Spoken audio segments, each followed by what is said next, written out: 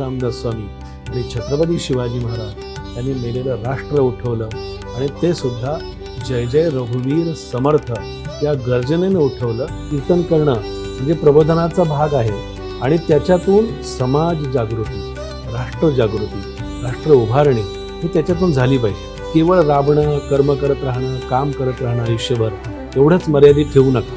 उपासना ही अशा पद्धतीने करावी की त्या उपासनेतून ज्ञान झालं पाहिजे.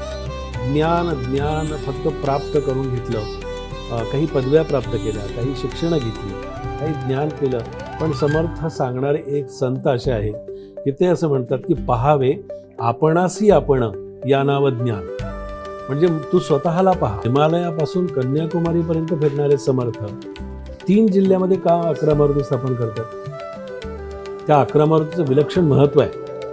त्या महत्त्व असं वर्णन केले समर्थांनी की 11 बहु 11 का या 11 कळेची ना, गुप्त ते गुप्त जाणावे आनंदवन भुवन.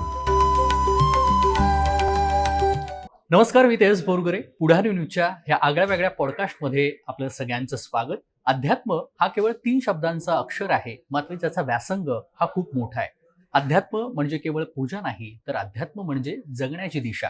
आणि ही दिशा ज्यांनी जगली, आचरणात आणली आणि सर्वात महत्त्वाचं निस्वार्थपणे ते समाजापर्यंत पोहोचवलेली आहे, असं एक तेजस्वी व्यक्तिमत्व आज आपल्यासोबत आहे.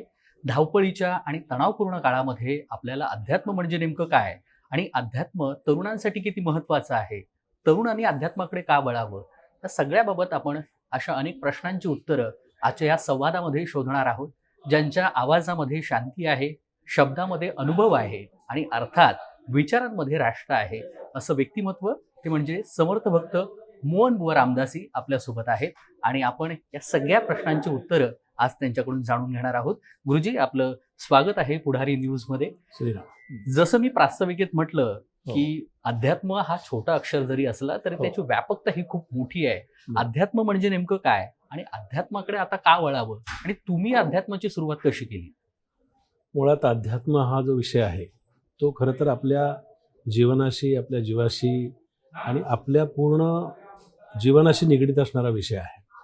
फक्त अध्यात्माची एक दिशा आणि अध्यात्माची जो काही मूळ बेस आहे, जे अधिष्ठान ज्याला आपण म्हणू, ते अधिष्ठान ज्यांनी आपल्या जीवनामध्ये, आचरणामध्ये आणलं, त्या समर्थ रामदास स्वामींचा मला उपदेश आणि त्यांचा संदेश मला द्यावासा वाटतो.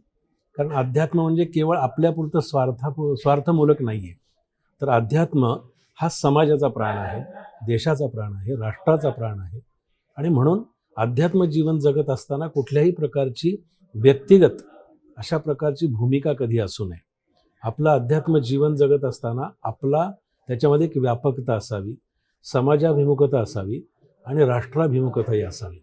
आणि ज्या शिकवणुकीतून माझं जे काही आत्तापर्यंतचं आयुष्य त्यांच्या सेवेत झालं किंवा वाटचाल झाली आपण त्याला म्हणू, त्या वाटचालीतून मला समर्थांचा संदेश हा असा नेहमी आचरणात आणावासा वाटला की समर्थ हे प्रयत्नवादी आहेत. आणि प्रयत्नवादाची शिकवण देत असताना ते असं म्हणाले की अध्यात्म जीवन हा आपण मुळातच जीव जेव्हा जन्माला येतो तेव्हा तो मुळात तो गर्भामध्ये कोहम कोहम म्हणत असतो आणि बाहेर आल्यानंतर त्याला सोहमची भूमिका ज्याची असताना तो बाहेर आल्यानंतर कोहम म्हणतो. म्हणजे त्याला बाहेर आल्यानंतर लक्षात येते की मी काय हे पाहतोय समाजातलं दृश्य. त्यामुळे आपल्या जीवनाला अध्यात्माची एक दिशा असावी, समाजाचं त्याला हे असावं की अधिष्ठान असावं, राष्ट्रसेवेचं अधिष्ठान असावं. आणि अध्यात्म जीवन जगत असताना आपण स्वतःपुरता मर्यादित तो विषय न ठेवता तो समाजाभिमुख विषय असावा, असं मला नेहमी अध्यात्माबद्दल वाटतं. आपण म्हणतो ना की आपल्या प्रत्येकाच्या जीवनामध्ये एक वळण येतं, एक टर्निंग पॉईंट आपण म्हणतो. तुम्ही अध्यात्माच्या आधी अध्यात्माकडे कसं वळलात किंवा असं कोणता क्षण आहे की आपण आता अध्यात्माकडे वळलं पाहिजे किंवा अध्यात्माच्या मार्गावरती चाललं पाहिजे? खूप एक असा विषय खूप गमतीशीर आहे. गमतीशीर म्हणण्यापेक्षा प्रत्येकाच्या जीवनामध्ये अशा काहीतरी घटना घडतच असतात. तशा माझ्या जीवनाला कलाटणी देणारा एक विषय सगळ्यात महत्त्वाचा घडला आणि तो म्हणजे 1972 सालचा दुष्काळ. तो आमचा नगर जिल्हा, म्हणजे माझं जे जन्मगाव आहे अहिल्यानगरमधलं खातगाव हे गाव, तिथे माझा जन्म झाला. आणि 72ला जो दुष्काळ पडला 72-73 साली, तेव्हा आईवडिलांनी असं ठरवलं की आता आपल्याला कुठेतरी उदरनिर्वाहाचं साधन हे शोधलं पाहिजे. म्हणून वारकरी संप्रदायाच्या शिकवणुकीप्रमाणे मी पंढरपूरला आलो. तर पंढरपूरला आल्यानंतर योगायोगानं म्हणजे योगायोगानं असं झालं की आम्ही बस स्टॉपवरती थांबलो होतो, आई वडील आणि मी. माझं वय वर्ष त्यावेळेला 10-11 वर्षाचं होतं. आणि पंढरपुरात गावात जायचं, देवस्थानमध्ये जायचं आणि तिथे जाऊन काहीतरी उदरनिर्वाहाचं साधन किंवा काहीतरी शोधायचं. पण योगायोगानं बघा, आपण आपल्या जीवनातली कुठलीही घटना आपण ठरवत नसतो, तर ते ईश्वराने ते सुनियोजित केलेलं असतं. माझ्या जीवनामध्ये तसंच घडलं. सज्जनगडावरून एक सेवेकरी गाडगीळ नावाचे, ते अगदी नेमके आम्ही जिथे बसलो होतो तिथेच ते आले. शेजारी बसलेत म्हटल्यानंतर त्यांना नमस्कार केला आणि त्यांनी चौकशी केली कुठले वगैरे, तो सगळा परिचय झाला. आईवडिलांनी सांगितलं की असा दुष्काळ पडला, आम्ही उदरनिर्वाहाचं साधन शोधतोय. तर ते म्हणाले मग तुम्ही सज्जनगडावरती येता का? आता आम्ही सज्जनगडचं नाव ऐकलेलं नव्हतं तेव्हा, मी तर लहान होतो. पण शेवटी असा विचार केला की आपल्याला कुठंतरी साधन हवं आहे. तर आम्ही सज्जनगडावर जाण्याचा निर्णय घेतला आणि सज्जनगडावरती गेल्यानंतर मग माझे सद्गुरू भगवान श्रीधर स्वामी महाराजांचं ते तपश्चर्येचं तपाचं ठिकाण. आणि मग गडावरती जेव्हा गेलो तेव्हा माझ्या खरं आयुष्याला, जीवनाला तिथपासून खरी कलाटणी मिळाली. अगदी समर्थांचे असे काही निरुपम आहेत किंवा मग असे काही उद्देश आहेत जे तुमच्या जीवनाला सकारात्मक बनवतात? कोणत्या समर्थांच्या एका दासबोधानं किंवा मग कोणत्या अशा वागणुकीमुळे तुम्हाला ह्या अध्यात्माचा मार्ग स्वीकारा असं वाटला? मला मुळात असं वाटतं की समर्थ हे सगुणाचे नि आधारे निर्गुण पावेचे निर्धारे असं सांगणारे समर्थ आहेत. म्हणजे काही ठराविक अध्यात्माच्या वाटचालीमध्ये सगुणाचा आधार घ्यावा लागतो. मूर्तीपूजा, स्तोत्र पठण वगैरे सगळं करावं लागतं. पण त्या सर्वांच्या पाठीशी अधिष्ठान म्हणून हे निर्गुणाचं आहे, म्हणजे आत्म्याचं अधिष्ठान तिथे असावं लागतं. तर समर्थांची मला एक शिकवण खूप आवडते की रघुनाथ स्मरोनी कार्य करावे, ते तात्काळाची सिद्धी पावे, करता राम हे असावे अभ्यंतरी. मला नेहमी असं वाटतं की समर्थांना केवळ राम मूर्तीमधला राम त्यांनी आपल्याला सांगितलं आहे असं मला वाटत नाही. किंवा आपण ज्याचं रामाचं नामस्मरण करतो तो रामनाम स्मरण करणारा फक्त राम असं मला वाटत नाही. तर राम म्हणजे आपल्यातलं चैतन्य आहे, राम म्हणजे आपल्यातलं सामर्थ्य आहे. हा राममध्ये आपल्यामध्ये असणारं एक चैतन्यात्मक अशा प्रकारची ती एक शक्ती आहे आणि सामर्थ्य आहे. आणि त्या रघुनाथाचं स्मरण समर्थांनी करायला सांगितलं. आणि तो रघुनाथाचा जो संदेश आहे, रामरायांचा संदेश आहे, आणि तोच मला माझ्या जीवनामध्ये खूप आवडतो. आणि ही समर्थांची शिकवण मला खूप भावते नेहमी अशी. म्हणजे जसं तुम्ही म्हटलात की समर्थांची शिकवण ही तुम्हाला भावते, पण आजच्या ह्या सगळ्या धावपळीच्या युगामध्ये, तणावपूर्ण काळामध्ये याच्यामध्ये समर्थांची शिकवण आपण कशी आचरणात आणावी किंवा मग त्याचा कसा उपयोग आपल्या वैयक्तिक जीवनामध्ये घ्यावा? बघा, समर्थांनी सगळ्या विषयांना स्पर्श केला आहे. त्यांचं असं होतं की कर्म, उपासना, ज्ञान आणि वैराग्य. म्हणजे हे आपल्या कर्म म्हणजे याचा अर्थ की आपण प्रत्येक जण करत असलेलं काम म्हणजे त्याला कर्म असं म्हटलेलं आहे. एक फार सुंदर वचन आहे की आधी ते करावे कर्म असं समर्थ म्हणतात. कर्म मार्गे उपासना. म्हणजे तुम्ही कर्म करत असताना केवळ राबणं, कर्म करत राहणं, काम करत राहणं आयुष्यभर एवढंच मर्यादित ठेवू नका. वर्षानुवर्ष आम्ही देवाची पूजा करतो, वर्षानुवर्ष पारायण करतो किंवा स्तोत्र पठण करतो, सगळं काही अध्यात्म करत असतो. पण समर्थांनी असं सांगितलं की ह्या कर्माला उपासनेचं अधिष्ठान असलं पाहिजे. आता उपासनेचा त्याने फार सुंदर अर्थ सांगितला की उपासना या शब्दाचा अर्थ आहे की उपआसन. म्हणजे परमेश्वर माझ्याजवळ आहे आणि मी परमेश्वराच्या जवळ आहे किंवा असतो याचं सतत अनुसंधान म्हणजे उपासना आहे. आणि कर्मातून ती साधायची. उपासना ही अशा पद्धतीनं करावी की त्या उपासनेतून ज्ञान झालं पाहिजे, म्हणजे ज्ञानाची प्राप्ती झाली पाहिजे. म्हणजे मला असं वाटतं की अनेक संत आहेत, संतांच्याबद्दल आपल्या सर्वांचा पूज्यभाव आहे, आदरभाव आहेच. पण समर्थ असं म्हणतात की समर्थांचं एक वेगळंच त्याच्या पाठीमागे हे आहे की ते असं म्हणतात ज्ञान फक्त प्राप्त करून घेतलं, काही पदव्या प्राप्त केल्या, काही शिक्षणं घेतली, काही ज्ञान केलं. पण समर्थ सांगणारे एक संत असे आहेत की ते असं म्हणतात की पहावे आपणासी आपण या नाव ज्ञान. म्हणजे तू स्वतःला पहा. याचा अर्थ काय, तर तू स्वतःमधले गुण आणि दोष हे स्वतः बघ आणि मग दुसऱ्यामध्ये तुला काय दिसतं ते पहा. जेव्हा मी माझ्यातले गुणदोष बघायला लागेल तेव्हा माझ्यातले दोष मला दिसायला लागले की मला दुसऱ्याच्या मधले दोष पाहावेसे वाटणार नाही. पण मी दुसऱ्याच्या मधले गुणच पाहावेत, दोष पाहू नयेत, असं मला याच्यातून नेहमी वाटत आहे. तुम्ही अनेक वर्षापासून कीर्तन करताय, प्रवचन देताय आणि जसं मी मागाशी म्हटल्याप्रमाणे निस्वार्थपणे जगण्याची एक दिशा देण्याचं काम आपण मनुष्यापर्यंत करतो, हो. तसं तुम्ही करताय. प्रवचनाचं, कीर्तनाचा नेमका दृष्टिकोन काय आहे आणि तुम्ही ज्या ज्या ठिकाणी महाराष्ट्रभर फिरताय, देशभर फिरताय, बरं. तिथे तुम्हाला अनुभव कसे येतात? म्हणजे जर आपण विभागणी करायचं झालं तर शहरी भागामध्ये कसा अनुभव येतो आणि ग्रामीण भागामध्ये कसा अनुभव येतो? ग्रामीण भागामध्ये थोडा जास्त अनुभव आम्हाला आतापर्यंत आलेला आहे. शहरी भाग आहे तो येतोच. पण आता काय झालंय की कीर्तन आणि प्रवचन हे सांगायला थोडंसं स्पष्टतेने सांगावं असं वाटतं की त्याच्याकडे एक व्यवसाय या दृष्टीनं पाहिलं जातं. बरोबर. मला थोडासा खेद होतो किंवा हम्म. दुःख होतं की समर्थांच्या लगेच माझ्यासमोर एक वचन येतं. समर्थांचे एक फार सुंदर वचन आहे. ते असं म्हणतात की मोले कीर्तन करू नये, म्हणजे कुठल्याही प्रकारचं मोल घेऊन कीर्तन करू नकोस. बरोबर. याचा अर्थ काय, तर तू भगवंताचे गुणगान सांगणार आहेस, भगवंताचं ज्ञान सांगणार आहेस, भगवंताची उपासना काय आहे ते सांगणार आहेस आणि तू बिदा घेऊन सांगणार, तू काहीतरी अपेक्षा ठेवून सांगणार. बरं, ती पण आता थोडी धडकी नसते, म्हणजे ती सर्वसामान्यांना परवडेल न परवडेल इतक्या मोठ्या प्रमाणात ती आज आपल्याला सगळीकडे पाहायला मिळते. ते वचन पूर्ण आपल्याला सांगतो की मोले कीर्तन करू नये, मोल पुजारी होऊ नये आणि दिला द्रव्य घेऊ नये, इनाम निस्पृहे. म्हणजे निस्पृहाला शिकवण दिलेली आहे. तर कीर्तनकार, प्रवचनकार यांनी स्वतःच्या, ठीक आहे प्रपंच आहे, काही साधन म्हणून त्यांनी करावं, पण त्याच्यातून अशी काही फार मोठी अपेक्षा न ठेवता ते एक देव, देश आणि धर्म याचं पालन आपल्याला करता त्याच्यातून करायचं आहे. आणि शहरी भागातही तोच अनुभव येतो, ग्रामीण भागातही तोच अनुभव येतो. पण थोडासा मराठवाडा, विदर्भ किंवा अन्य ग्रामीण भागामध्ये जास्त लोकांची भावनिकता आणि थोडा जास्त उत्साह माझ्या आत्तापर्यंतच्या आयुष्यात मला पाहायला मिळालेला आहे. आणि तुम्ही जसं म्हटलात की फसवणूक होते किंवा मूल्य घेतलं नाही पाहिजे, पण मग अशा लोकांना ओळखायची कशी? म्हणजे तुम्ही म्हणताय की देवाची जी त्यांनी शिकवलेलं आहे ते आपण समाजापर्यंत पोहोचवतो, मात्र अनेक असे समाजामध्ये लोक असतात ज्यांची फसवणूक झाल्यानंतर कळतं की हे अध्यात्माचं पण बाजारीकरण करण्यात आलेलं आहे, त्याचं पण कुठेतरी बाजारूपण होतं, पण ते माणसांना लगेच ओळखता येत नाही. ते हे कसं ओळखावं आपण? थोडंसं काय झालंय की आता आपण बघतो की थोड्याशा काही टूर्स काढल्या जातात, तीर्थक्षेत्रावरती जातात आणि अशा वेळेला नेमक्या एखाद्या कोणातरी कीर्तनकाराने प्रवचनाला त्याच्यासाठी निमंत्रित केलं जातं. बरोबर. आणि समाजाकडून त्याच्याबद्दल काहीतरी दान घेतलं जातं किंवा पैसा घेतला जातो आणि तो त्या कीर्तनकार प्रवचनकारांना द्यायचा. आणि हे थोडंसं व्यावसायिक त्याला आता थोडंसं स्वरूप आलेलं पाहायला मिळतं.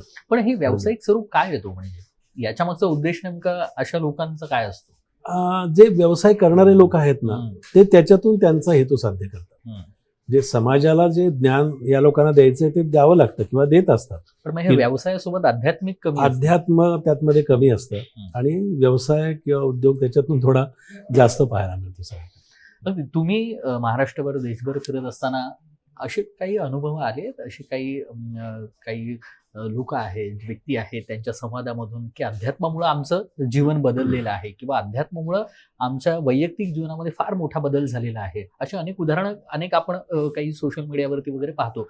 पण तुम्ही ज्यावेळी अशा ठिकाणी प्रवचन किंवा कीर्तन करण्यासाठी जाता तेव्हा तुम्हाला प्रत्यक्षात अशी काही उदाहरणं आली ती जरा सांगितली तर बरं होईल. माझ्या पाहण्यामध्ये किंवा माझ्या याच्यामध्ये असं आहे की ज्या वेळेला अयोध्येमध्ये राम जन्मभूमीच्या याच्यावरती मंदिर उभारणीचं काम सुरू होतं किंवा त्यावेळेला आम्ही काही असे कीर्तनकार, प्रवचनकार पाहिले आणि त्यात माझाही थोडासा खारीचा वाटा होता की आम्ही कुठलंही मानधन न घेता, कुठल्याही अपेक्षा न ठेवता, केवळ तुम्ही काहीतरी प्रबोधन करून, म्हणजे समर्थांचं जे कीर्तनाविषयी फार मत वेगळं आहे. समर्थांनी दासबोधामध्ये कीर्तन या विषयावरचा संपूर्ण समास लिहिलेला आहे. ते असं म्हणतात की कीर्तन करणं म्हणजे प्रबोधनाचा भाग आहे आणि त्याच्यातून समाज जागृती, राष्ट्र जागृती, राष्ट्र उभारणी हे त्याच्यातून झाली पाहिजे. आता असे काही कीर्तनकार मी पाहिलेले आहेत की त्यांनी केवळ फक्त देशसेवेसाठी, राष्ट्रसेवेसाठी, पण तो काळ आधीचा होता. बरोबर. आता ती संख्या थोडीशी कमी झालेली कुठेतरी पाहायला मिळते, पण त्याच्यातही आहेत असं काही संपलेली आहे पिढी किंवा त्यातलं अजिबात असं कोणी नाही आहे. त्यातलेही म्हणजे आहेत, विरागी आहेत, त्यातले काही ज्ञानसंपन्न अशा प्रकारचे कीर्तनकार प्रवचनकारही आहेत आणि ते आपलं आपलं कार्य त्या पद्धतीनं करत असतात. माणूस आणि अध्यात्म अशा दोन गोष्टी जर समोर ठेवल्या तर माणूस आणि अध्यात्म अशा दोन वेगळ्या गोष्टी करता येणार नाही. माणूस आणि तेवढं अध्यात्म हे दोन्ही गोष्टी अगदी परस्पर कशा पद्धतीनं असतील किंवा मग ह्या किती महत्वाच्या आहेत आपण आपल्या एका मनुष्य जीवनाच्या सगळ्या मार्गावरती चालत असताना. आता एक समर्थांचं मला काय होतं की हम्म. अनेक वर्ष त्याच ह्याच्यात असल्यामुळे हम्म. सज्जनगडावर 40 वर्ष त्यांनी सेवेचा झालेली असल्यामुळे आणि दासबोध हा थोडासा त्यांनीच माझ्याकडून ते काही अध्ययन करून घेतलेलं असल्यामुळे प्रत्येक ओवी समोर येते असं विचारल्यानंतर. समर्थांची एक छान ओवी आहे. ते म्हणतात की नरदेही आलियाचे उचित काही करावे आत्महित येथानुशक्त्या चित्त वित्त सर्वोत्तमी लावा. म्हणजे याचा अर्थ असा की नरदेह हा नव्हे स्वाधीन सहसा नव्हे पराधीन.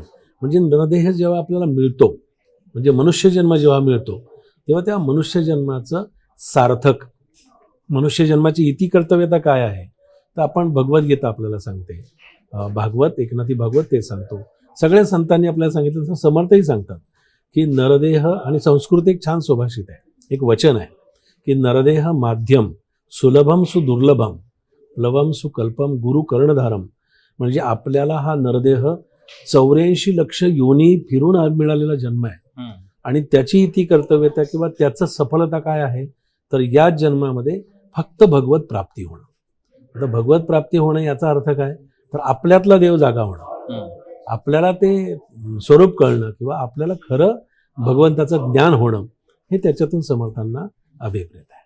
म्हणजे आपण अगदीच अध्यात्म हा शब्द मी पुन्हा पहिल्या प्रश्नाकडे नेतो की अनेकांना काय वाटतं की अध्यात्म आहे पण त्याची सुरुवात कशी करायची. म्हणजे अध्यात्म नेमकं काय.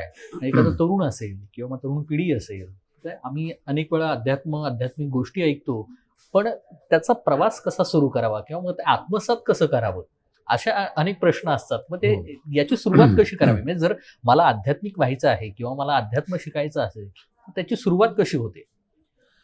आपल्याला सगळ्यांना समर्थांच्या एकच स्वामी विवेकानंदांचं चरित्र माहिती आहे. स्वामी विवेकानंद हे ज्ञान उपासक आहे आणि रामकृष्ण परमहंस हे महाकालीचे उपासक. म्हणजे महाकालीची उपासना करत असताना ते पूर्णपणे भगवतीमय व्हायचे. म्हणजे देवी भगवती माता हे त्यांच्याशी संभाषण करायची रामकृष्ण परमहंसाचे. आणि जेव्हा विवेकानंदांना दीक्षा झाली म्हणजे गुरुमंत्र मिळाला त्यावेळेला रामकृष्णांनी असं सांगितलं की तुला भगवती मातेला शरण जायचं आहे आणि भगवती माताला तुझं जे काही आहे तुला मागणं मागायचं आहे तू तिच्याकडे मागणं माग. म्हणजे आज आपण जे देवाच्या मंदिरात जातो किंवा आपण काही पूजापाठ करतो प्रत्येक जण काहीतरी करत असताना मागणी येलो भगवत देवाकडे. म्हणजे तेही समर्थाने लिहून ठेवलं की जनाचा लालची स्वभाव आरंभीच म्हणते देव म्हणजे मला काहीतरी देवायची वासना. म्हणजे मला भगवंताने देवाने काहीतरी द्यावं हीच इच्छा ठेवून आपण करतो. तर स्वामी विवेकानंद कसे वळले इकडे अध्यात्माकडे तर रामकृष्णाने सांगितलं तुला भगवतीला शरण जायचंय आणि तुला जे मागायचं ते भगवतीकडे मागून घे. विवेकानंद गेले. खरं तर ज्ञानाचा पिंड आहे पण भक्ती करायला सांगितली आहे. बरोबर. आणि भक्ती ज्ञान आणि वैरागी ही समर्थांची शिकवण आहे. तर भगवतीकडे गेले आणि भगवती मातेच्या समोर जेव्हा उभे राहिले तेव्हा तिथे गेल्यानंतर काय मागायचं तेच विसरून गेले. आणि मग रामकृष्णाने त्यांना असं विचारलं आल्यानंतर की अरे तुला काय हवं ते मागितलंच ना भगवतीला. नाही म्हणाले मी भगवतीला काय मागायचं ते विसरून गेलो. आणि तेव्हापासून स्वामी विवेकानंदही इकडे रामकृष्णांच्या सांगण्याप्रमाणे भक्तिमार्गाकडे वळले. आता भक्तिमार्ग आपण जे म्हणता बरोबर हल्लीचा युवक तरुण यांनी कसं इकडे यावं किंवा त्यांनी नेमकं त्याच्यातून काय करावं पहा. आपल्याला एक मी नेहमी असं माझ्या बोलण्यातून सांगत असतो की आपण प्रत्येक जण अध्यात्म आतून मानतो किंवा आपल्याला आवड असते सगळं प्रेम असतं पण आपल्याला हल्लीच्या धावपळीच्या जीवनात ते शक्य होत नाही. आवड नसते अशातला भाग नाही. आवड तशी असते पण अनेक ठिकाणी असं पाहायला मिळतं की हा परमार्थ किंवा अध्यात्म हे भीतीपोटी केलं जातं. तर महाराज असं सांगतात समर्थही असं सांगतात की कुठलाही परमार्थ देवपूजा सत्यनारायण पूजा आता माझी दरवर्षी असते म्हणून मी केली, माझं दरवर्षी पारायण असतं म्हणून मी केलं. असं भगवंतानी असं सांगितलं की असं करतो म्हणून केलं किंवा ते करावं लागतं म्हणून केलं किंवा मी नाही केलं म्हणजे भगवंत माझ्यावरती रागवेल किंवा त्याला काय वाटेल, असं असं काही असत नाही. तो भीतीपोटी न करता परमार्थ हा प्रीतीपोटी झाला पाहिजे. आतून प्रेम निर्माण झालं पाहिजे. भगवंताबद्दल आतून प्रेम निर्माण होणं. आता आपण सुद्धा जातो की अनेक मंदिरामध्ये जातो, काही आपले संकल्प असतात, काही मागण्या असतात, काही आता आपण उपासना जेव्हा आपण काही आपली पीडा असते, शनीची पीडा असते, राहूची पीडा असते, मग काहीतरी तिकडे तेल वाहणं, हे करणं वगैरे सगळ्या गोष्टी आपण करतच असतो, म्हणजे त्या लोक करतातच. पण समर्थांचं त्याच्यापेक्षा वेगळं सांगणं असं आहे की तुम्ही भगवंताकडे जात असताना काहीच देवाकडे मागणं मागू नका. निस्वार्थपणे देवाकडे जा. तुम्हाला जे हवं आहे ते भगवंत देणारच आहे. कारण आपल्याला जन्म घालण्याला पूर्वी, आपला जन्म होण्यापूर्वी भगवंतानी आपल्या सगळ्या व्यवस्था आधी निर्माण केल्या आणि मग आपला जन्म झालेला आहे. अशी एक आपली धारणा आहे माझी त्याच्या पाठीमागे. ते आपण नेहमी जगत असताना वेळ ही महत्वाची आहे. जसं तुम्ही म्हणतात की सगळ्या गोष्टी ह्या वेळेत होत असतात, मग त्या वेळेसाठी आपल्याला थांबावं लागतं. काही गोष्टी ह्या घडत असतात, त्या वेळेनुसार घडत असतात. वेळ आयुष्यात किती महत्वाची आहे आणि अध्यात्माच्या दृष्टीने वेळ किती महत्वाची आहे असं तुम्हाला वाटतं? पहा की वेळ आपल्या हातात नसते. अगदी. म्हणजे आपल्या प्रत्येकानं जर जीवनाचा आत्तापर्यंत घडलेल्या आयुष्यातला जर आलेख किंवा त्याचं जर आपण बघितलं तर आत्तापर्यंत आपण ठरवलंय आणि हे झालंय अगदी असं फारसं घडलेलं आपल्याला दिसत नाही. त्याचं कारण असं की जे आम्ही अध्यात्म सांगताना अध्यात्म विषय म्हणून सांगतो, बरोबर, की कदाचित त्याला वेगळा पण अँगल असू शकतो. होय होय. पण आपल्याला या जन्मामध्ये जी उर्वरित राहिलेली कर्म आहेत, ती कर्म जी शिल्लक राहिलेली असतात त्या कर्माचा परिणाम म्हणजे पुढचा जन्म असतो. मग ती कर्म चांगली करावी, त्या कर्मातून आपल्याला पुढे तो जन्म आपला पुढचा मिळत असतो. आणि मग जन्माला आल्यानंतर त्याचं सार्थक किंवा त्याची आपण कुठेतरी पूर्णता करायची असेल तर मग अध्यात्म जीवन आपल्याला कसं जगायचंय ते आपल्याला आधीच्या कर्मावरून सुद्धा ते निश्चित ठरत असतं की तो आधी काय कर्म केलेलं आहे. पण मग अशा वेळेसाठी थांबावं की आपलं काम आपण करत राहावं? आपलं काम आपण करत राहायचं. कुठल्याही गोष्टीसाठी थांबण्याची आवश्यकता नाही आणि थांबूच नाही. नाही, काहीतरी चांगलं होईल, काहीतरी नवीन होईल म्हणून काही जण थांबतात. नाही नाही नाही. समर्थांचा तर छान उपदेश आहे की केल्याने होत आहे रे, आधी केलेची पाहिजे. यत्न तो देव जाणावा अंतरी धरिता बरे. फार सुंदर उपदेश आहे. आणि ते तर असं म्हणतात की जीवन जगायचंय ना तर कष्टविण फळ नाही, कष्टविण राज्य नाही आणि केल्याविण होत नाही साध्यजनी. आधी ते करावे कर्म, कर्म मार्गे उपासना. म्हणजे आधी केले आणि मग सांगितले, हा समर्थांच्या शिकवणुकीचा एक मुख्य दंडक आहे. ते म्हणतात आधी केल्याशिवाय तुम्ही लोकांना सांगू नका. सगळीकडे चित्र असं पाहायला मिळतं की आपण न करता दुसऱ्यांनी करावं अशी अपेक्षा आपण ठेवतो आणि एखादं कर्म आपल्या हातून झालं किंवा केलं की मग मी केलं ही जी भूमिका आपली त्याच्यातून निर्माण होते. ते तिथेही समर्थांनी असा संदेश देऊन ठेवला की मी करता ऐसे म्हणसी तेने तू कष्टी होशी, राम करता म्हणता पावसी यश कीर्ती प्रताप. म्हणजे तू कर्म करत राहा, कर्म सुद्धा तुझ्या हातात नाहीये, ते त्याचं नियोजन आहे. त्याच्या नियोजनाप्रमाणे तू कर्म करत राहा. प्रारब्ध हा नेहमी विषय आड येतो. कर्म, प्रारब्ध, प्रयत्नवाद. मग जर प्रारब्ध माझ्या नशिबात असेल तर मग मी कशासाठी प्रयत्न करायचे असं अनेक तरुण मला विचारतात. पण प्रारब्ध तर चुकत नाहीये. संतांनी किंवा आपल्या गुरूंनी, आपल्या मार्गदर्शक जे असतात संत, ते सांगतात की तुम्ही प्रारब्धाचा विचारच करू नका. तुम्हाला ते प्रारब्ध जन्मतः तुमच्याबरोबर आलेलंच आहे. फक्त प्रयत्नाने काय होईल, त्या प्रारब्धाची तीव्रता कमी होईल. प्रारब्धाकडे बघण्याचा तुमचा दृष्टिकोन बदलेल. प्रारब्ध बदलणार नाही. कारण कुठल्याही संतांना, कुठल्याही रामरायांना पण प्रारब्ध चुकलं नाही, समर्थांनाही प्रारब्ध चुकलेलं नाही. म्हणून त्यांचं करुणाष्टकामध्ये समर्थ म्हणतात की प्रारब्ध खोटे, अभिमान आला आणि परिणाम त्याचा काय झाला तर स्वामी समर्थांशी वियोग झाला. तुम्ही फिरत असताना तरुणांचा कल अध्यात्माकडे किती आहे? तुम्ही जेव्हा अभ्यास करता की तरुणांचं अध्यात्म कशा पद्धतीने आहे, ते अध्यात्माकडे वळतात की नाही, तुम्हाला काय वाटतं? म्हणजे तरुण अध्यात्माकडे येतात आणि त्यांचा विश्वास जर आध्यात्मिक गोष्टींकडे दृढ होण्यासाठी त्यांनी नेमकं काय केलं पाहिजे? म्हणजे तुम्ही ह्या सगळ्या मार्गावरती चालत असताना तुम्हाला काय अनुभव आला? तरुणांच्या बाबतीत खास करून? समर्थांचा त्याबद्दलचा संदेश असा आहे की समर्थांनी पहिल्यांदा अधिष्ठान म्हणून 12 वर्ष तपश्चर्या केली. कारण कुठल्याही अधिष्ठानाशिवाय नाही कार्य करू शकत. मग सामर्थ्य आहे चळवळीचे जो जो करील तयाचे, परंतु तेथे भगवंताचे अधिष्ठान पाहिजे. म्हणून 12 वर्षाचं पुरस्चरण झालं, बरोबर. तपाचरण झालं, गायत्रीचं पुरस्चरण झालं, रामनामाचं पुरस्चरण झालं आणि त्यानंतर मात्र समर्थ एके ठिकाणी राहिले नाहीत.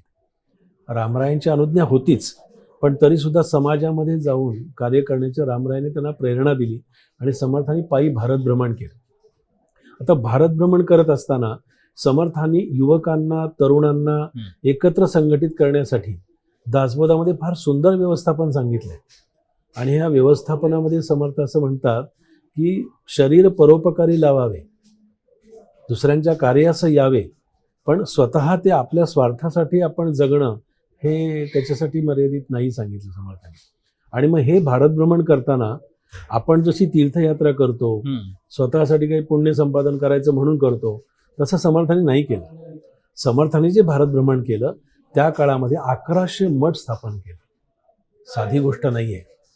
1100 मठ स्थापन करणं 400 वर्षापूर्वीच्या कालखंडामध्ये महा कठीण काम होतं. आणि मठ निर्माण करण्यापाठीमागची भूमिका काय होती आणि मठपतींना काय संदेश द्यावा. समर्थांची मठ आणि मंदिरं ही चालती बोलती विद्यापीठं होती असं शंकर श्रीकृष्णाने देवांनी म्हटलेलं आहे. आणि समर्थांच्या त्या मठ आणि मंदिरातून महंत नेमला जायचा. त्याला उपदेश समर्थाने केला की महंते महंत करावे, युक्ती बुद्धीने भरावे, जाणते करून विखरावे नाना देशी, समाजामध्ये जा, राष्ट्रामध्ये जा, बलसंपन्नतेचा आदर्श समाजासमोर ठेवा, सूर्यनमस्काराचा सगळीकडे संदेश द्या. आज आपण बघतो योगा वगैरे सगळीकडे करतात. होय. आज सूर्यनमस्काराचे सगळीकडे स्पर्धा होतात, पण सूर्यनमस्काराची मूळ प्रेरणा आणि मूळ संकल्पना जी आहे ती समर्थांची संकल्पना आहे. म्हणजे मारुतीची स्थापना केली. संपूर्ण भारतभर आपण कुठेही गेला तर आपल्याकडे सगळे हा रामदासाने स्थापन केलेला मारुती आहे. बरोबर. समर्थांनी 11 मारुती स्थापन केले. माझं त्याच्यावरती एक पुस्तक आहे 11 मारुतीवरती. आणि त्याच्यावरती मी असा अभ्यास त्याच्यावरती केला की हे 11 म्हणजे हिमालयापासून कन्याकुमारीपर्यंत फिरणारे समर्थ 3 जिल्ह्यामध्ये का 11 मारुती स्थापन करतात. त्या 11 मारुतीचं विलक्षण महत्त्व आहे. त्या महत्त्व असं वर्णन केलंय समर्थांनी की 11 बहु 11 का या 11 कळेची ना, गुप्त ते गुप्त जाणावे, आनंद वन भुवनी. फार सुंदर संदेश आहे समर्थांचा. आणि हे 11 मारुती म्हणजे छत्रपती शिवाजी महाराजांच्या स्वराज्य संस्थापनेसाठी त्या मंदिरांची, मठाची, एक युवकांची संघटना बांधावी, तरुणांचं संघटन व्हावं आणि देव देश धर्म कार्यासाठी हे 11 मारुती स्थापन करावे. ही समर्थांची 3 जिल्हे सातारा, सांगली आणि कोल्हापूर, ज्या ठिकाणी परकीयांचं आक्रमण होतं, परकीयांचा अनन्वित छळ आपल्या लोकांचा तिथे होत होता आणि त्याच्यावरती एक उपाय म्हणून त्याच्यावरती आपली पहा की आपण शत्रूला प्रतिबंध करण्यापेक्षा आपण आपल्यामध्ये तो शक्ती सामर्थ्य मिळवावं. आपण तो बोलला म्हणून आपण बोलणं, त्यांनी प्रतिकार केला म्हणून आपण प्रतिकार करणं, हे समर्थांनी सांगितलंय. ते सांगितलं नाही असं नाही. मग तोही त्यांचा संदेश आहे की धटासी असावा धट, उद्धटाशी पाहिजे उद्धट, खटनटासी खटनट अगत्य करी, हुंब्यासी हुंबा लावून द्यावा, टोणप्यास टोणपा आणावा, लौंदा पुढे उभा राहावा दुसरा लौंद. पण ते म्हणतात की तू निस्पृह आहेस, तू पारमार्थिक आहेस, तू आध्यात्मिक जीवन जगणार आहेस, तू त्यांनी काठी हातात घेतली म्हणून तू त्या काठीला काठीने उत्तर देणं हे अपेक्षित नाहीये. तर त्याच्यावर त्यांचं फार सुंदर हे आहे की काठीने काठी झाडावी, झाडावी परी कळोचीने द्यावी, कळकटेपणाची पदवी असो द्यावी. म्हणजे याचा अर्थ असा आहे की तुला जे हे करायचं आहे ना ते दुसऱ्यांच्याकडून करून घे. म्हणजे समर्थाने पहिले ते हरिकथा निरूपण, दुसरे ते राजकारण आणि तिसरे ते सावधपणा हा संदेश दिलाय. आणि मग तेवढा अध्यात्मातल्या पारमार्थिक लोकांना जो संदेश दिला अध्यात्माचा, तितकाच तो समाजकारण करणारा नाही दिला, बरोबर, राजकारण करणारा नाही दिला. राजकारणावर तर समर्थांचा पूर्ण समास आहे. म्हणजे छत्रपती शिवाजी महाराजांना ते सध्या आचरणात नाहीये, तर वेगळी बाजू आहे. राजधर्म, क्षात्रधर्म आणि सेवक धर्म हा समर्थांनी सज्जनगडावर सांगितलाय. आणि त्यांनी अशी शिकवण दिली आहे हम्म. की क्षत्रियाने करावा क्षात्र धर्म, ब्राह्मणे पाळावा स्वधर्म. म्हणजे राजकारणाची शिकवण देताना समर्थ म्हणाले होते की इशारतीचे बोलू नये, जे करायचं ते आधी सांगू नकोस, जे करायचं ते गुप्तच ठेव. इशारतीचे सांगू नये, सांगावयाचे लिहू नये, आणि इशारतीचे बोलू नये, बोलावयाचे सांगू नये, आणि सांगावयाचे लिहू नये एकाएकी. ही समर्थांची ओवी आहे. हम्म. आणि राजा कसा असावा फार सुंदर वर्णन समर्थांनी केलं की गनिमांच्या देखता फौजा, रणशूरांच्या फुरफुरती भुजा, ऐसा पाहिजे की राजा काही पक्षी परमार्थ. हा परमार्थी म्हणजे केवळ पूजा अर्चा कर्मकांड करणारा नव्हे, हा बरं. म्हणजे परमार्थी याचा अर्थ की जो दुसऱ्यामध्ये ईश्वर पाहणारा असला पाहिजे. म्हणजे मला समर्थांची शिकवण का भावते किंवा तरुणांनी ती आचरणात का आणावी, तर समर्थ म्हणतात केवळ मूर्तीमध्ये देव तुम्ही फक्त केवळ पाहता असाल तर पाहू नका. बरं. तुम्हाला प्रत्येक माणसामध्ये देव दिसला पाहिजे.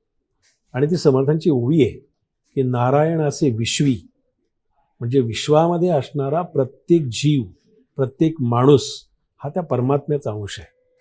नारायण असे विश्वी, त्याची पूजा करीत जावी म्हणाले. असं कोणी सांगितले मला सांगा? आतापर्यंत कोणी नाही सांगितलं. त्याची पूजा करीत जावी, या कारणे तोषवावी कोणीतरी काया. म्हणजे आपलं जीवन, आपलं आयुष्य हा लोकसेवेमध्ये माणसातल्या ईश्वराशी तुम्ही त्या पद्धतीनं आपलं आयुष्य जगावं, असा समर्थांचा संदेश आहे. मनशांती होण्यासाठी समर्थांची काय शिकवण आहे, किंवा मग त्यांनी मनशांती होण्यासाठी काय उपदेश दिलेले आहेत? कारण आता ज्या पद्धतीनं सगळी धावपळ असते, खास करून शहरी भागामध्ये टेन्शन असतं, तणाव असतं, याच्यामध्ये मनशांती ही किती महत्वाची आहे आजच्या जीवनात?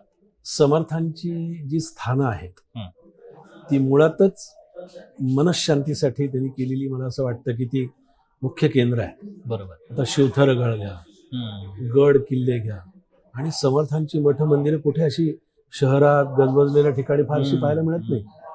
तर समर्थांचं वर्णन असं केलंय त्यांचं स्वतःचं की दास डोंगरी राहतो, यात्रा देवाची पाहतो. म्हणजे समर्थ घळीमध्ये राहायचे आणि एकांतामध्ये समर्थांनी असं लिहिलंय की जयास एकांत मानला, अवघ्या आधी कळे त्याला. म्हणजे सदासेवी मनाच्या श्लोकामध्ये त्यांनी सांगितलंय, सदासेवी आरण्य तारुण्य काळी, मिळेना कदा कल्पनेची निमिळी, चळेना मनी निश्चय दृढ ज्याचा, जगी धन्य तो दास सर्वोत्तमाचा. म्हणजे मला असं वाटतं की मनशांतीसाठी समर्थांनी ध्यानाचाही सुंदर मार्ग सांगितलाय, एकांताचाही मार्ग सांगितलाय.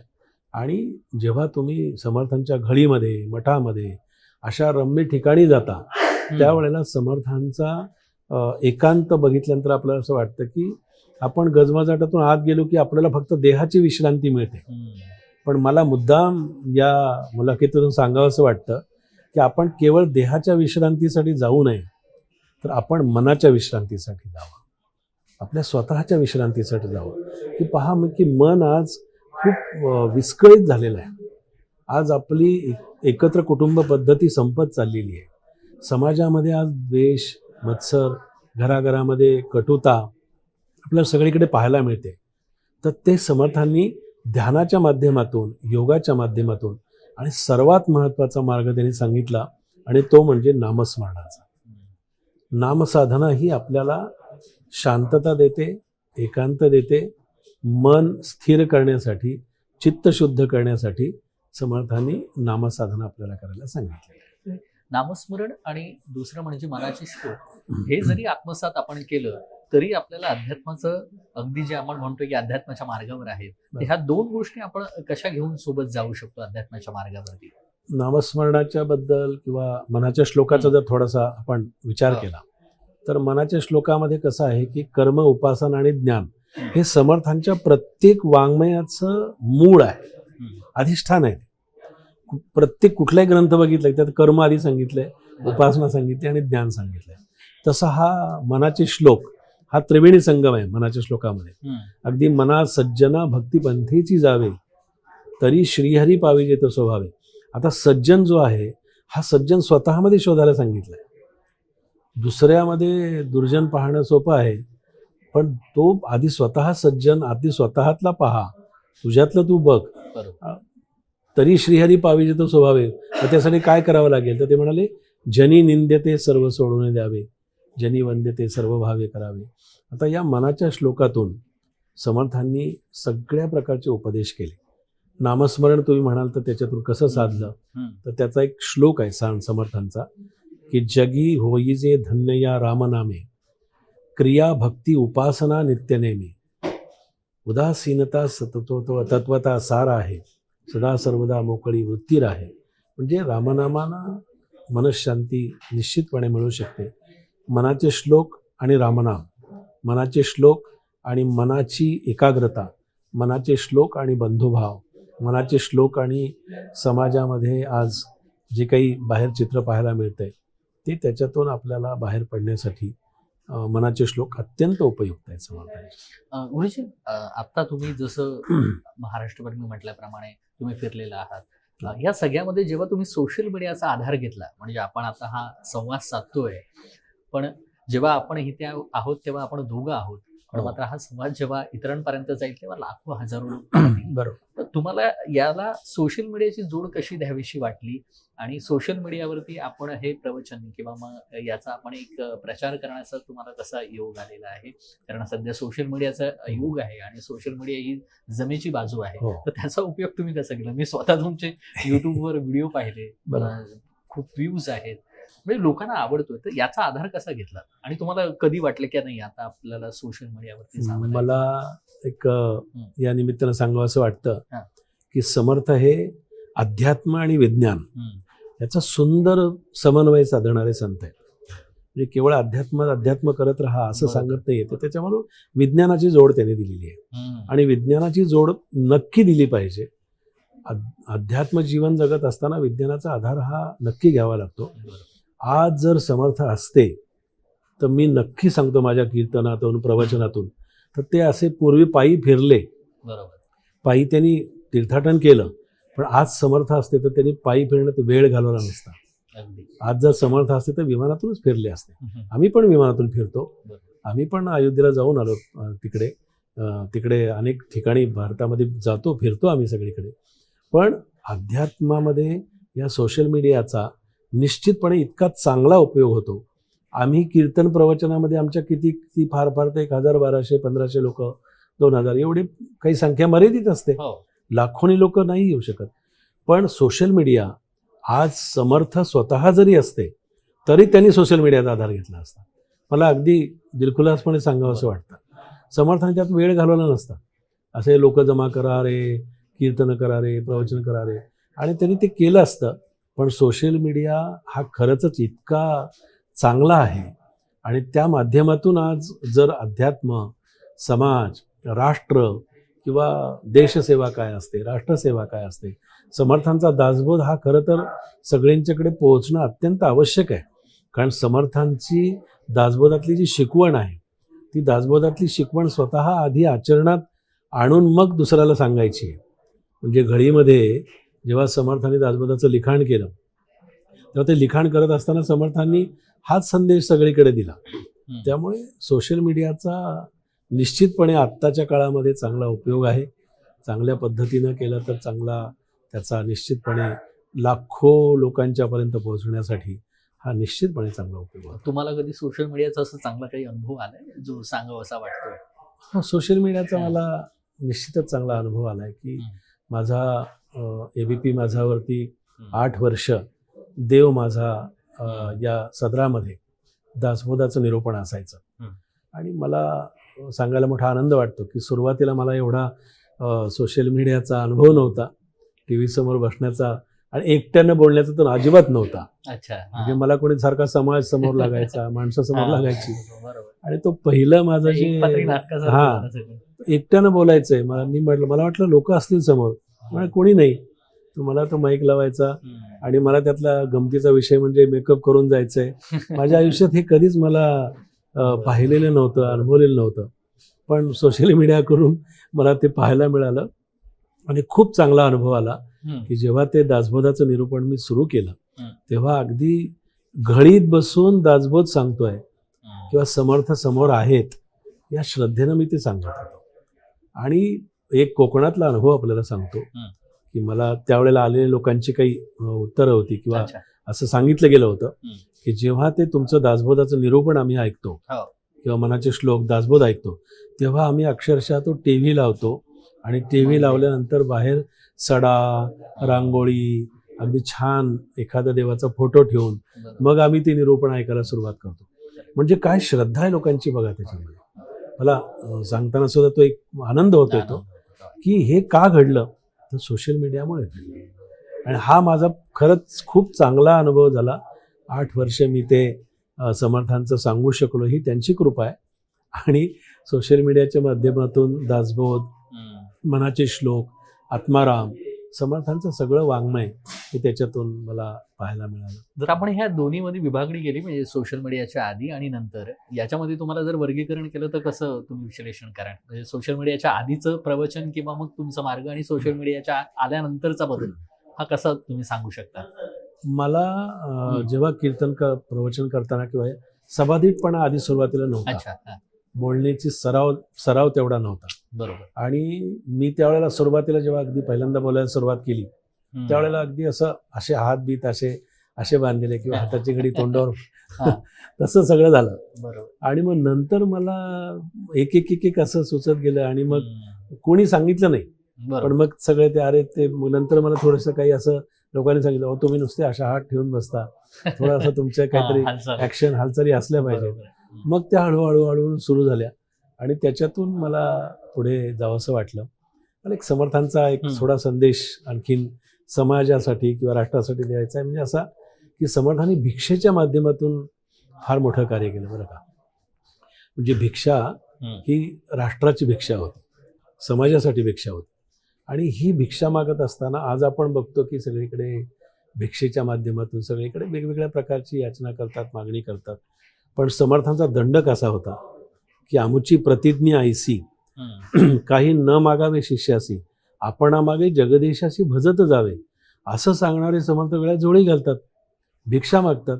मला सुरुवातीला वाटलं की अरे हे लोकांसमोर आपण कसं सांगायचं.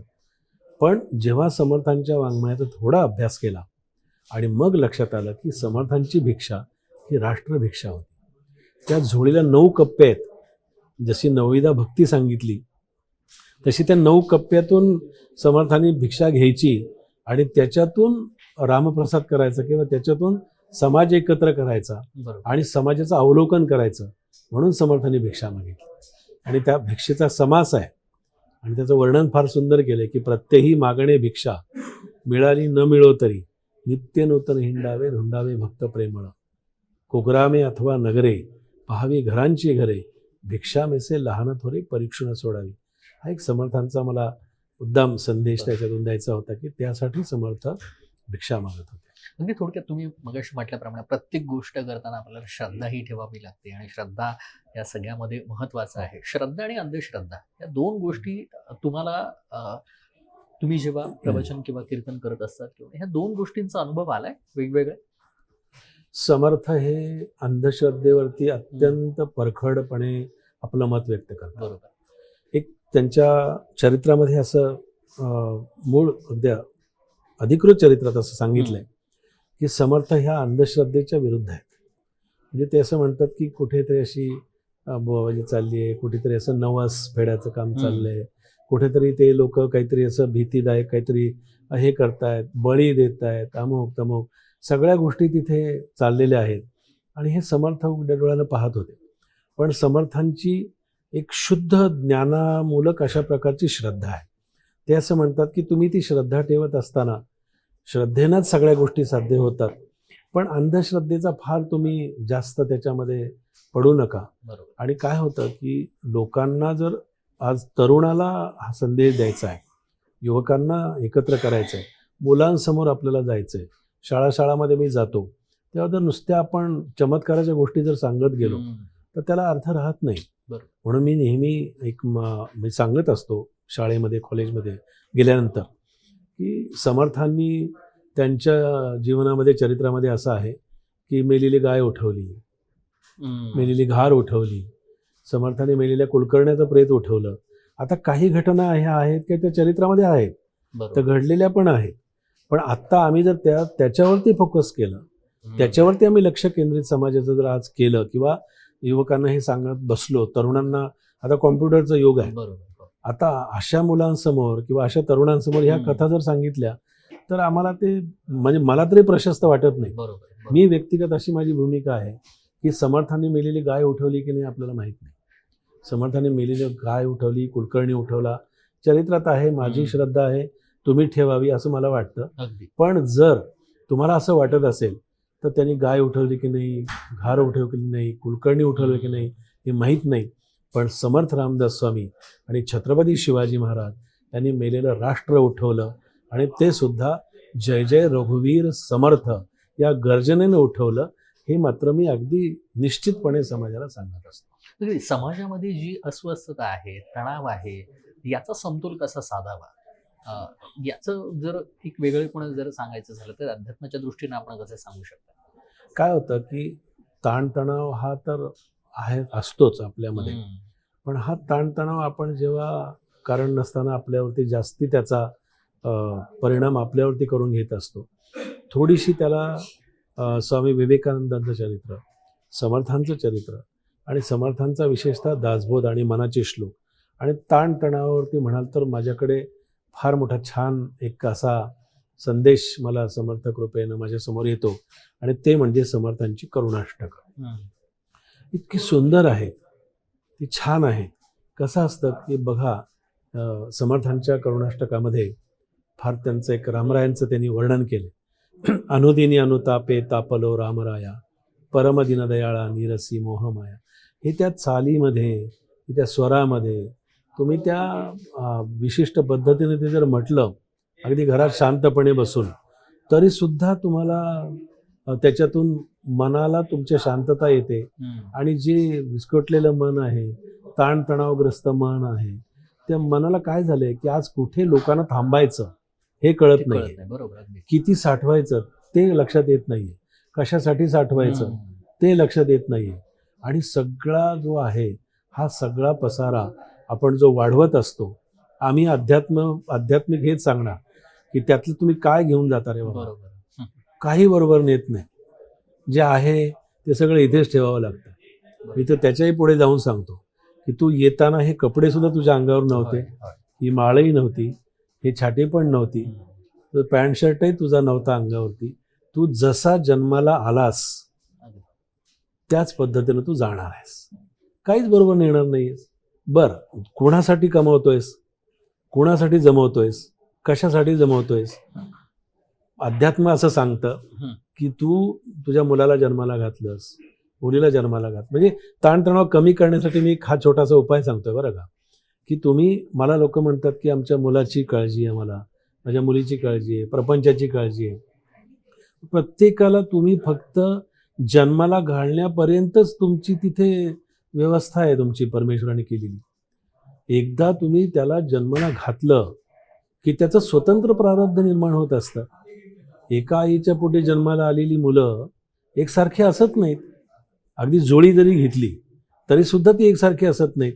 एक विदेशात जातो, मोठा अधिकारी होतो, डॉक्टर होतो, वकील होतो, इंजिनियर होतो, आणि एक मुलगा कुठेतरी बाहेर हमाली करतो. एकाच आईच्या पोटी आलेली असतात. म्हणजे याचा अर्थ काय होतं की तुम्ही जन्माला घातलेल्या अपत्याचं प्रारब्ध हे तुमच्या हातात नाही. मग ताणतणाव का घेता? मग कशासाठी तुम्ही तुमच्या स्वतःवरती तुम्ही सगळं ते हे घेता? समर्थांचं ते एक आत्मारामातलं एक वचन आहे याच विषयाला अनुसरून. ते असं म्हणतात की हा प्रपंच आहे. बरोबर. तर प्रपंच म्हणजे काय? तर जीव जन्माला आला त्यावेळेला त्याच्या पाठीमागे लागलेली उपाधी, जन्माला आल्यापासून ते जीवाच्या मागे लागलेली उपाधी म्हणजे प्रपंच आहे. प्रपंच म्हणजे काय? घरदार, बंगला, गाडी, नोकर, चाकर, बायका, पोरं म्हणजे प्रपंच नाहीये.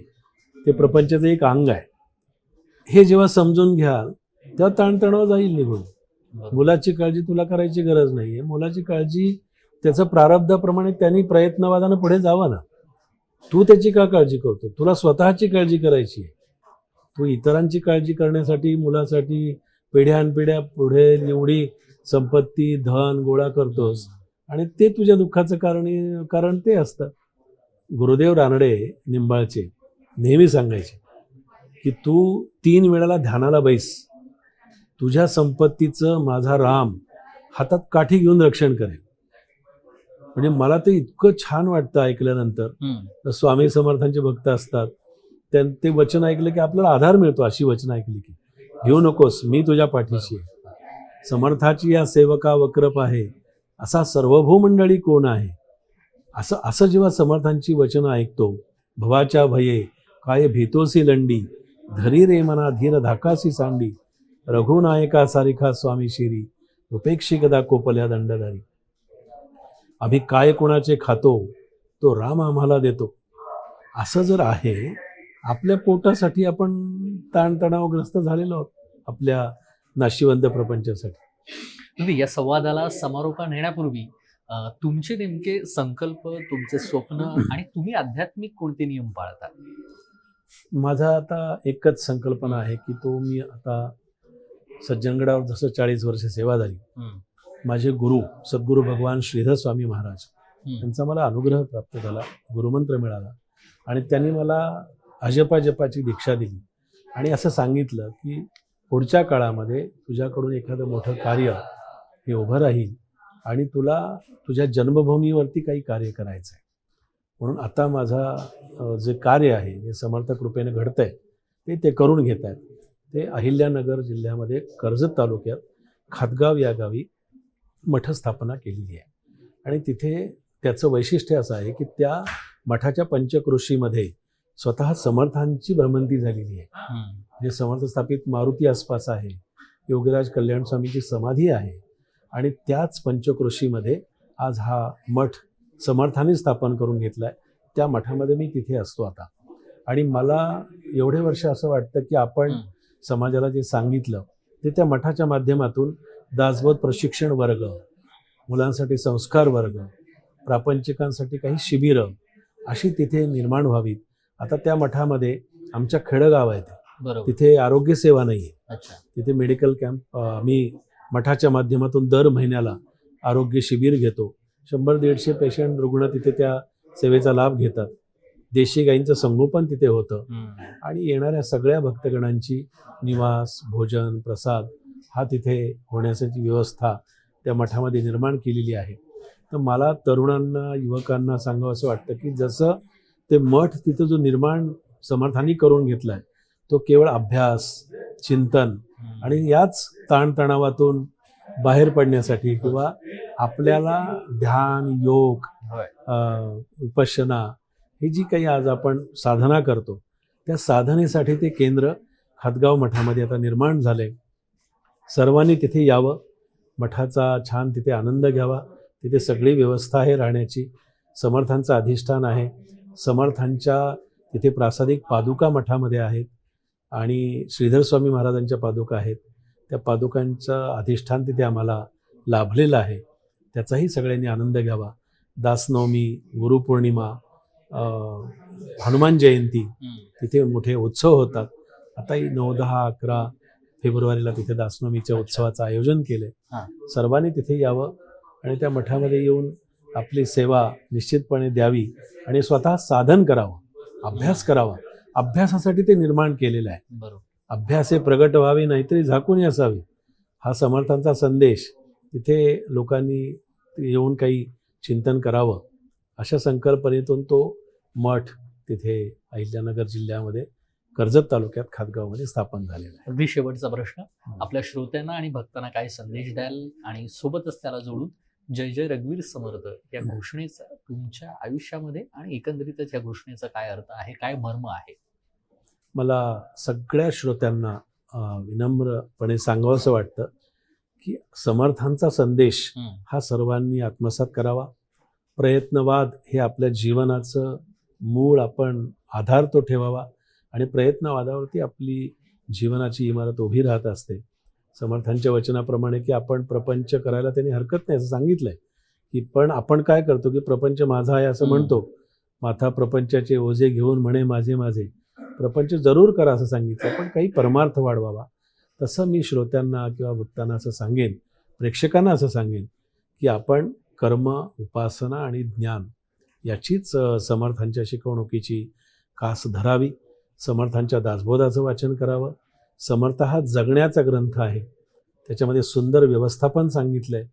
ते आत्मसात करण्याचा आपण प्रयत्न करावा आणि त्या दासबोधाच्या आणि मनाच्या श्लोकांच्या अभ्यासातून आपलं जीवन सार्थकी करावं आणि सुंदर अशा प्रकारचा आनंद जीवनाचा आपल्याला नक्की सगळ्यांनी घ्यावा असा संदेश मला या माध्यमातून निश्चितपणे द्यावासा वाटतो. अगदी धन्यवाद. आपण हे फक्त विचार ऐकलेले नाहीये, तर जगण्याची एक नवी दृष्टी पाहिलेली आहे, जी तुम्ही आपल्या वैयक्तिक आयुष्यामध्ये आचरणात आणाल ही अपेक्षा आहे. आणि आजच्या या संवादाला आपण इथेच विराम देऊया. पुन्हा भेटूया नव्या व्यक्तीसह, नव्या विचारांसह पुढारी पॉडकास्टमध्ये. धन्यवाद.